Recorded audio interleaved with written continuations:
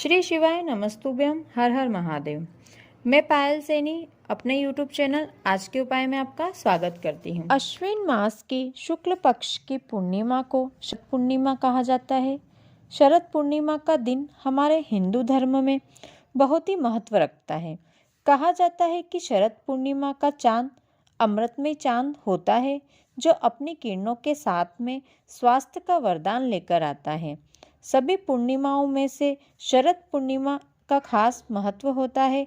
इस दिन चांद की रोशनी में सभी मंदिरों में खीर का प्रसाद बनाया जाता है और उसे चांद की रोशनी में रखा जाता है और रात को 12 बजे के बाद प्रसाद स्वरूप सभी को बांटा जाता है। आज के वीडियो में पूज्य गुरुजी के द्वारा बताए गए शरद पूर्णिमा के कुछ उपाय लेकर आई हूँ। तो चलिए वीडियो शुरू करते हैं। पहला उपाय, यदि आपको दमा या फिर अनिद्रा यानी रात में नींद नहीं आती, ऐसी कोई बीमारी है, तो शरद पूर्णिमा के दिन रात को 5 पीपल के पत्तों पर अलग अलग 5 खीर रखें और उसे चंद्रमा की रोशनी में रख दें।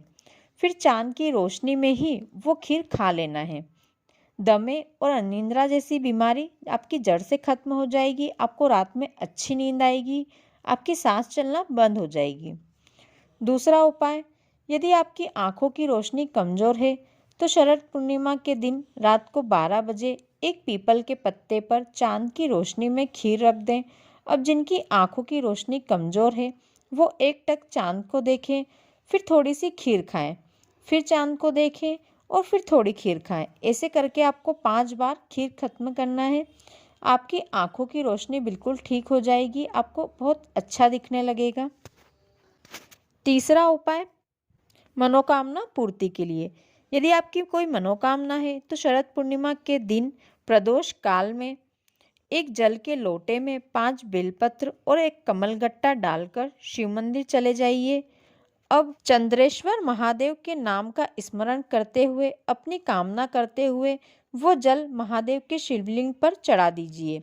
आपको बेलपत्र और कमलगट्टा यदि आपके लोटे में रह जाता है तो उसे भी निकालकर आपको महादेव के शिवलिंग पर चढ़ा देना है। पांचवा उपाय, गर्भवती नारी को शरद पूर्णिमा के दिन रात को 12 बजे अपनी नाभि पर चंद्र की रोशनी पड़वानी चाहिए। इससे आपके बच्चे में किसी भी प्रकार की विकलांगता नहीं होगी। यदि आप ये उपाय करते हैं तो आपका बच्चा चतुर, चालाक, विद्वान और पढ़ने में बहुत ही होशियार रहेगा। पांचवा उपाय, यदि किसी काम में सफलता नहीं मिल रही है, बार बार आप प्रयास कर रहे हैं लेकिन काम नहीं हो पा रहा है, किसी परीक्षा में बार बार बैठ रहे हैं लेकिन पास नहीं हो पा रहे हैं, किसी इंटरव्यू में पास नहीं हो पा रहे हैं, तो शरद पूर्णिमा के दिन रात में 7 चावल के दानों को केसर के इत्र में भिगो लें। यदि केसर वाला इत्र नहीं है तो सीधी साधारण इत्र में भी आप भिगा सकते हैं। और एक सफ़ेद फूल, 7 चावल के दाने इत्र में करे हुए और एक सफ़ेद फूल लेकर यदि शिव मंदिर रात में खुला होता है तो शिवलिंग पर चढ़ा दें। यदि शिव मंदिर बंद होते हैं रात में तो बेलपत्र के पेड़ के नीचे चंद्रमा को देखते हुए वहां चढ़ा दीजिए। अब जब भी आप अपने कार्य के लिए जाएंगे तो अवश्य ही आपको सफलता मिलेगी। ये उपाय उसे करना है जिसे सफलता नहीं मिल रही है। छठा उपाय, शरद पूर्णिमा के दिन अपनी मनोकामना पूर्ति के लिए शिवलिंग पर पहले एक चावल का दाना चढ़ाएं। अब उस दाने पर बेलपत्र चढ़ा दीजिए। बेलपत्र की डंडी आपकी तरफ रखकर चढ़ाना है। फिर चंद्रमौली महादेव का स्मरण करके अपनी कामना करते हुए एक लोटा जल चढ़ा दें और जो जल आपने चढ़ाया है वो शिवलिंग झेलकर अपने ऊपर आचमन कर लें। सातवां उपाय, पूर्ण लक्ष्मी प्राप्ति के लिए शरद पूर्णिमा के दिन एक सफ़ेद फूल शिवलिंग पर चढ़ाएं। अब एक साफ लोटा जल चंद्रमौली महादेव का नाम लेकर उस चढ़े हुए सफ़ेद फूल पर चढ़ा दीजिए।